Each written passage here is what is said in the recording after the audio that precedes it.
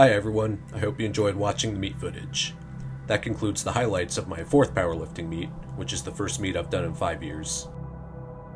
In this next part, I'll be discussing my overall experience, how my training leading up to the competition went, what I was thinking and feeling during the meet, why I chose the attempts I did, the final outcome, and what's next. So if you're curious about all this, including why I decided to only deadlift 75 kilograms, stick around and let's dive into it. As I mentioned, this is the first time I've done a powerlifting meet since June of 2018. All of my previous meets had been USPA meets, and I competed in the 90 kilogram class for all 3 of those.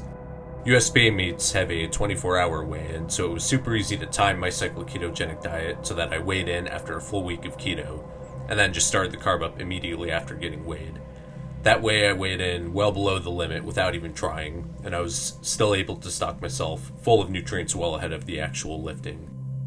In contrast, this fourth meet was a USAPL meet, and it thus had a 2-hour weigh-in, which makes water cutting and refueling before the meet significantly more of a challenge. These days I'm at an awkward borderline where, when I'm at the end of a keto week, I weigh right around that 90 kilogram limit, but when I'm carved up, I'm at least a kilogram or so over the limit.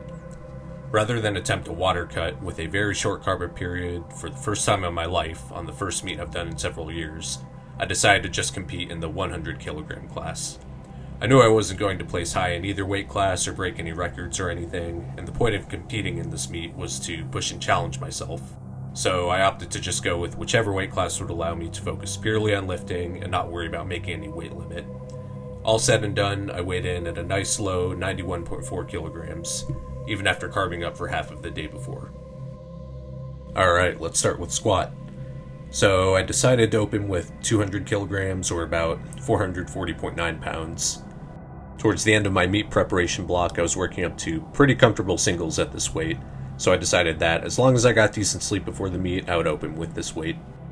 Normally the advice is to open with something you can do for a relatively comfortable 3 rep max, but I'm personally not a fan of taking large jumps in weight for my attempts.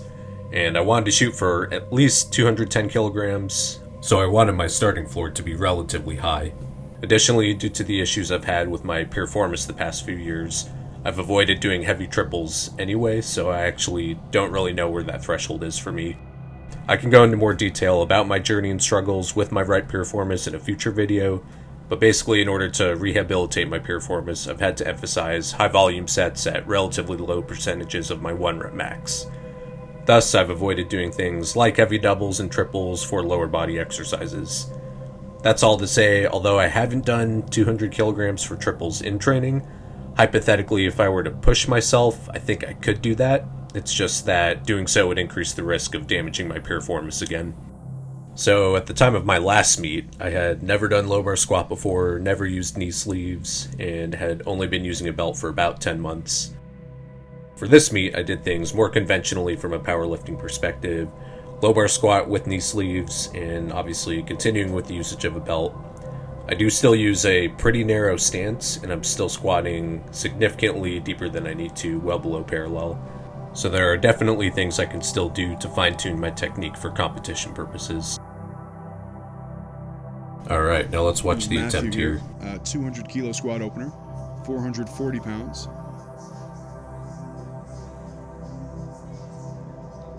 Really digging into that low bar.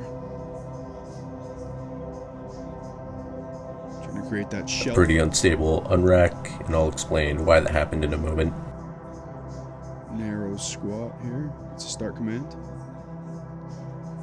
Alright, looks pretty easy. Good squat from It Matthew. felt a lot harder than it looked, mostly due to that shaky unrack and how it affected the rest of the lift. I tried to have my wife send me videos of my lifts, but I had really bad cell service here, so I wasn't able to download them in time to influence any of my decisions as far as my attempt selection. So after that first attempt, just based on how it felt, I decided to go with a conservative 5 kilogram jump up to 205 kilograms.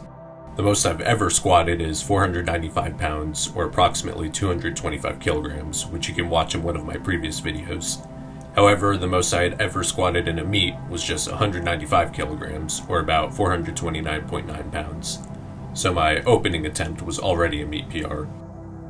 Given that this was my first meet in 5 years, and that this was not the most conservative opening attempt for me. I was obviously really nervous. And subjectively, it did not feel like the best opening attempt, but it also didn't feel like the worst one, so I did build up a little bit of confidence after this. Okay, now let's talk about the reason why that first unrack was so unstable. So after weighing in and before starting the meet, they had us come up to the platform a couple separate times to determine our squat and bench rack heights. We then scanned a QR code with our phones to open up an online form to enter the heights. After figuring out a good squat rack height, I entered it into the field in the form, and then basically offloaded it from my memory, assuming the field would stay populated. But after the second time going up to the platform to figure out a good bench rack height, I opened the tab with the form back up, only to see the field for the squat rack height had been cleared after the page refreshed. Unfortunately, I could not for the life of me remember the rack height. I was pretty sure that it was either 15 or 16, but I really didn't know for sure, so I ended up just guessing and went with 16. This obviously compounded my nervousness. Not knowing how that first squat and rack was going to feel definitely added more uncertainty. It turned out I chose a rack height that was one hole too high, and sure enough, on my first unrack here, you can see, based on motor memory, I put in a bit too much force into the unracking movement, which made the unrack pretty unstable and caused the bar to be a bit less stable on my rear delt shelf. This all made the first attempt harder than it probably would have been otherwise.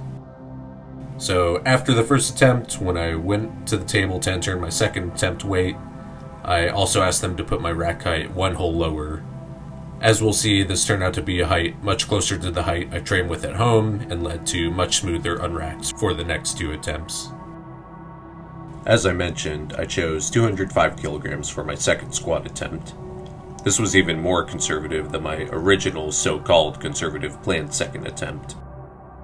Going into this meet, for each second attempt I had a conservative weight and an ambitious weight in mind, either of which I would fork into depending on factors like my sleep and how well the first attempt went. For squat, my conservative weight was actually 207.5 kilograms, whereas my ambitious weight was 210 kilograms. In training, I had done both of these fairly easily, so going with 205 kilograms was especially conservative on my part. This is definitely a tendency in myself that I've noticed in each meet I've done. Based on my subjective perception, I tend to overestimate how difficult an attempt actually was to complete, sell myself short, and then select a cautious increase for the next attempt. In fact, I've only hit all-time personal records on a couple of attempts across all the meets I've done, and at best, I tend to just match my training PRs leading up to the meet. This is a weakness in myself as a competitor, and the challenge going forward will be to embolden myself to take larger jumps in weight and actually hit PRs in meets, instead of just comfortably matching weights I've hit in training before. Okay, let's watch the second attempt.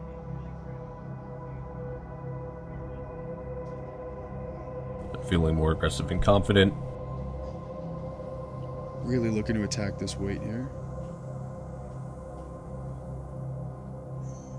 Watch it really dig into that low bar position, create that shelf. You say low bar position. How can you tell he's using a low bar position there, Mike? So a low bar position is going to be set on the scapulas and the delts. Much smoother unrack. Just under your traps. And that allows you to lean forward a little more of a comfortable squat, whereas a high bar is a little restricting in how far forward your torso can lean. That's set on top of the traps. Honestly, it felt even easier than the first one.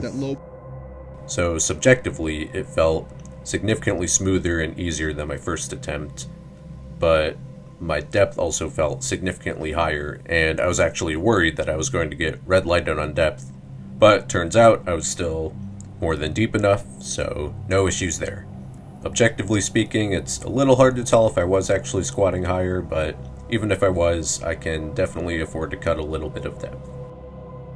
At this point, I'm feeling much better about squats, but because I felt like I cut depth a little bit, in the moment, I just felt like it was too risky to jump up much higher, so again, I went with a conservative 5 kilogram jump for 210 kilograms. Here we go, third attempt. After a cut, right? Like you can feel a little dead for a while, and you might be your true self again by deadlifts. Here I'm channeling that controlled aggression like I normally do for heavier attempts. Pretty uniform from his first to second as well. Seeing a lot of aggression there. Looks like one of those lifters that really gets into it, feels the energy. I think also Matthew may have selected this song. Some of the lifters have taken that option to select their third song to play on the platform for those biggest weights, those biggest attempts that they have. And he seems to be pretty worked up by it. Maybe it's working for him. Controlled descent. Wow. Roars at the end. Look of sheer determination. Yeah, 3 white lights. Happy with that one. It looked like a really solid third attempt, very strong. But this is actually where things started going wrong. Somewhere around the hole, I can't remember if it was going into the hole or at the bottom of the hole, I felt a pop on the inside of my thigh close to my knee.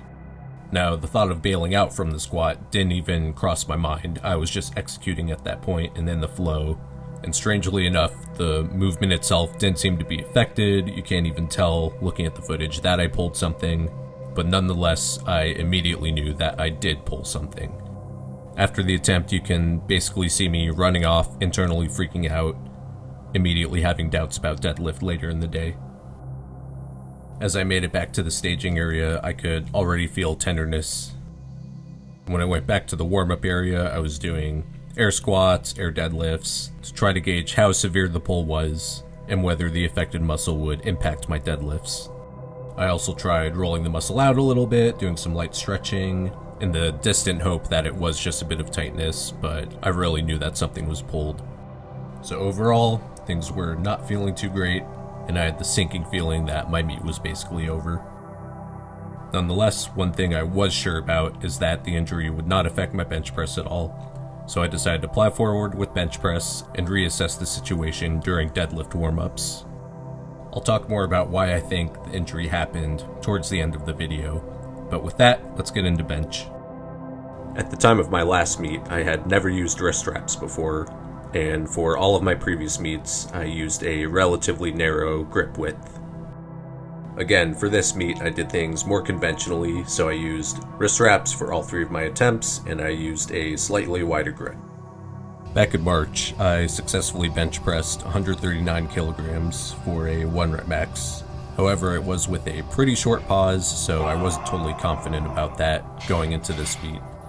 Partway through my meet training block, I decided to watch some live stream recordings of USAPL meets that had recently occurred at the same gym to get an idea of how long the judges would expect the bench press pauses to be. It turned out that the pauses were significantly longer than what I had been doing in training, so I decided to recalibrate my technique and lengthen the pauses to prepare for this meet.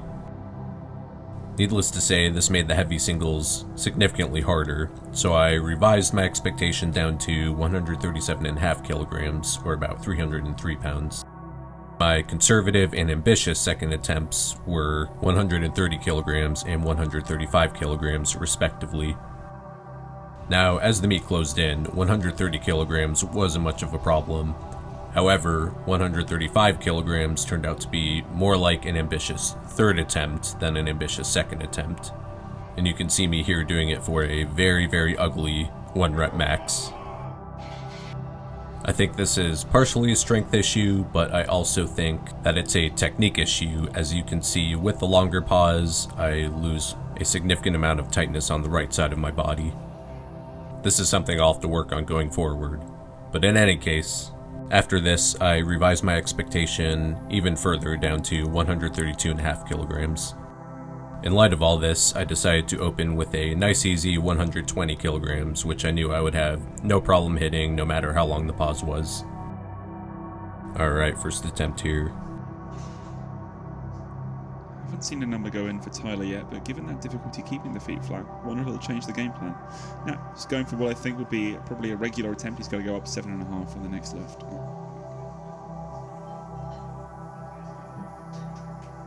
Matthew also a self-lift off. We haven't seen anyone utilize a lift off yet. Super long weight at the top here. Gets a start command. Looks like a good opening attempt there for Matthew. Plenty of range of motion on that bench. 3 white lights. Alright, easy, not a problem. And the pause was exactly as long as I expected it to be. Really the only thing to remark on here is that the wait at the top before the start command was substantially longer than I was expecting. I think the side judges were really waiting for the lifters to fully settle before giving their signals to the center judge. Given that I revised my expectation down to 132.5 kilograms, and that 130 kilograms would probably not be too much of an issue, 130 was the logical next step for my second attempt. Now let's watch the second attempt.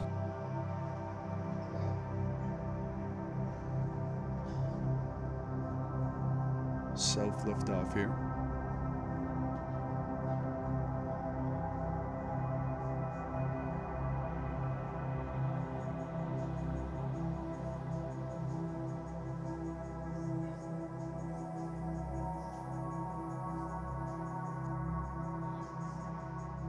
You can see my press just slightly rush the command. A good second attempt from Matthew. And sure enough, I got a red light from the center judge. I did wonder that press command was very, very quick, but he also let the bar settle immediately. But, of course, a yellow card, we're speculating here, could mean all number of things. Yeah. I probably should have asked the center judge why they gave me a red light, just to be 100% sure. But I didn't ask them, so I just operated on the assumption that I did rush that press command a little bit. Given that 135 kilograms was really, really rough in training, and that I wanted to make the pause on my third attempt undeniable, the logical next step here was to go with 132.5 kilograms. Okay, third attempt. Trying to get every kilo he can out of this. Adjusting the bar to where he would want it so it's centered. A lot of these lifters, you can see as well from their eye position, they're looking for a point of reference on the ceiling, right? And so you want that bar centered, aligning with your point of reference on the ceiling.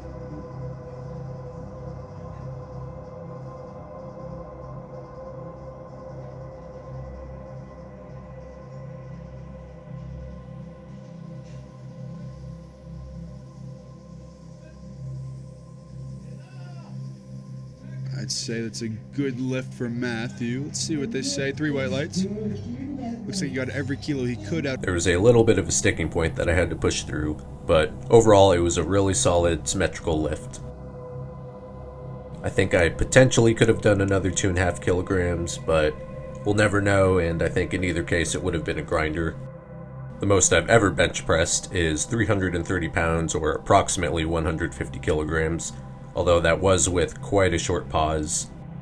In comparison, the most I've ever bench pressed in a meet is 137.5 kilograms, or about 303 pounds. But again, that was definitely with a shorter pause than what I experienced during this meet. So while my third attempt here was neither a meet PR nor a gym PR, these were definitely the strictest bench press commands I've ever had to deal with, and I'm proud of myself for making unintelligent attempt selection rather than just shooting for numbers. Alright, now let's get into deadlift. Earlier in March, I successfully hit a 230 kilogram deadlift, however this was with a deadlift bar. USPA meets use deadlift bars for deadlifts, whereas USAPL meets use the same power bar for all 3 lifts. Thus, in order to prepare for this meet, I trained my deadlift with the same Ohio power bar that I used for squat and bench press. Using a power bar, leading up to the meet, I successfully hit 225 kilograms. My grip did start to slightly slip on that attempt, but this was with a stainless steel Ohio power bar, whereas I knew the bar at the meet would be a black oxide Ohio power bar, which has a bit more aggressive knurling than the stainless steel. So for this meet, I was shooting for at least 230 kilograms on deadlift, and I think this was a reasonable target to shoot for. Now let's talk about how deadlift warm-up went, and why I decided to scratch on my deadlift attempts. I mentioned earlier that I was going to defer my decision on what to do depending on how deadlift warm-ups went, so I started out by doing air deadlifts, deadlifts with the bar, and even just with that, things were not feeling promising. I tried widening my stance, narrowing my stance, pointing my toes in more, pointing them out more. I even tried a sumo deadlift rep or 2, but no matter what I tried, I just could not find a pain-free movement pattern that did not significantly recruit that muscle. As a final test, I tried deadlifting 70 kilograms for a few warm-up reps, but with every rep, it just felt worse and worse. So finally, I left the warm-up area, discussed it over with my wife a little bit, and came to the conclusion that it was far better to live to fight another day rather than risk turning this moderate injury into a severe one that would take months to recover from. So I snuffed out my ego, swallowed my pride, went up to the table, and told them I would be scratching at all my deadlift attempts. When they found out that it was due to an injury, they offered to let me do a token deadlift of 75 kilograms so that I could officially keep my total and my squat and bench numbers. For some reason, I didn't think this was an option before. I remember seeing people doing token deadlifts in some of my previous meets, but for some reason I didn't remember that offhand. Even at the light weights, it wasn't feeling that good, but I knew I had at least one more rep in me, so I graciously accepted their offer. And that is why I decided to deadlift 75 kilograms. So with that, let's watch the footage and close this out. Hips to be pulled through and the shoulders back. And then you will receive a down command. You see the head ref has his arm up there, and then he will signal down, and you will place the bar down. Your hands must remain on the bar. You see there, locked out, shoulders back. Place the bar down. Hands on the bar, under control. Alright, and that was that. So you can see at the end there, I held onto the bar for kind of a long time. That was partly because, for some reason, in that split second, I forgot whether there was an additional command to let go of the bar, which is kind of weird, but the other reason is I think I just subconsciously didn't want to let go of the bar because I knew that would mean my meet was over. Anyway, after a moment, I remembered there were no further commands, said my emotional goodbyes, and let go of the bar. Needless to say, 75 kilograms is neither a gym PR nor a meet PR, but it's what was there on this day. Overall, in terms of my total and my dots, this was obviously my worst meet. However, in other ways, I actually did quite well. My competition squats were the best they had ever been right out of the gate, and I was able to perform well in bench press under the strictest commands I'd ever had to deal with. Additionally, through enduring my first injury in competition and powering through as much as I could, I not only developed as a lifter and as a competitor, but I also grew mentally stronger from the adversity. It was definitely a challenge for me to calm myself down, set aside my worries and fears, and force myself to focus on bench press before making any decision about deadlift. Further, the experience taught me to impassionately assess my strength and health without letting my ego get the better of me, and gave me experience in committing myself to do the best I could at any given time, regardless of what I wished I could do or what other people thought of me. Finally, everyone I met and interacted with from Odyssey Barbell Club was extremely welcoming and helpful, and the meet organizers really made the meet a great experience for all the lifters. So on the whole, even with an injury, it was still an all-around positive experience. Now let's talk about why the injury happened on my third squat. Long story short, I think I did too much too close to the meet, and that this stress was compounded by general life stress and not quite getting enough sleep on a consistent basis.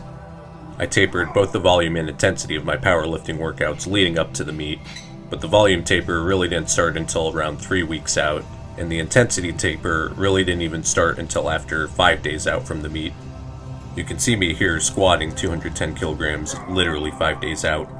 In retrospect, I really should have added at least a few days to both of these tapers.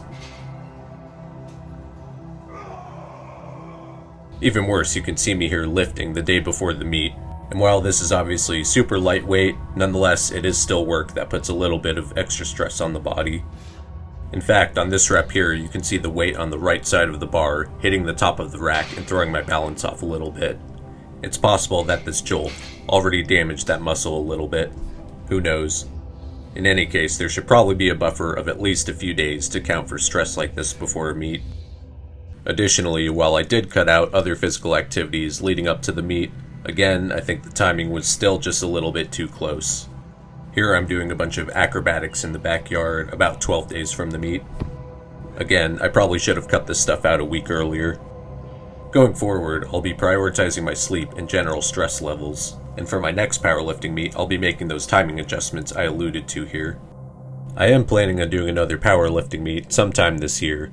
There are a couple more USAPL meets happening at this gym later in the year, one in October and one in December that I know of. I think October would probably be a little too soon after the rehab process, so my plan right now is for December. Finally, let's talk about the rehab process. I do have a few candidate muscles in mind for what may have been pulled. Specifically, I think it might be either a portion of the vastus medialis, the gracilis, or the adductor magnus. However, just by palpating it and testing it out on my own, without the guidance of a physical therapist, I haven't really been able to figure out for sure. That all said, I have been around the block in terms of mild to moderate injuries over the years, and one of the main things I've learned is that, after a few days of complete rest, the name of the game is active recovery. This means gently stretching and rolling out the muscle, and applying as much resistance as possible pain-free. From there, you heal and strengthen the muscle back up, keep it supple, and build back to your previous capacity. As you just saw, I started out with assisted bodyweight exercises before even thinking about touching a bar. From there, I gradually added weight, right up until the point of feeling any kind of discomfort or pain, while never actually crossing that point. The other principle I keep in mind while rehabilitating is that when the weight gets that low, it's important to keep the reps very high to maintain some kind of hypertrophic stimulus. That way you can prevent as much muscle loss and strength loss as possible while healing the muscle. And that's essentially it. It's a very straightforward process, it just requires a lot of patience. At the time of editing this video, I'm back to doing all my physical activities, and I've worked back up to my previous typical top singles and my working weights. As far as I'm concerned, the only way forward is upward.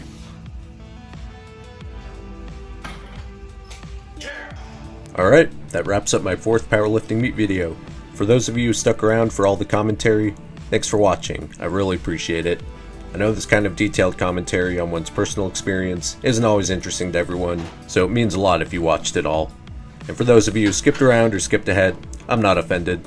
In any case, I hope my experience and information here is helpful to those of you interested in doing a powerlifting meet in the future, or even to those of you navigating physical training and injuries in general. Let me know what your own experiences with competing in sports and dealing with injuries have been in the comments below. Stay tuned for more fitness, informational, and even philosophical videos in the future. Remember, the process is the goal.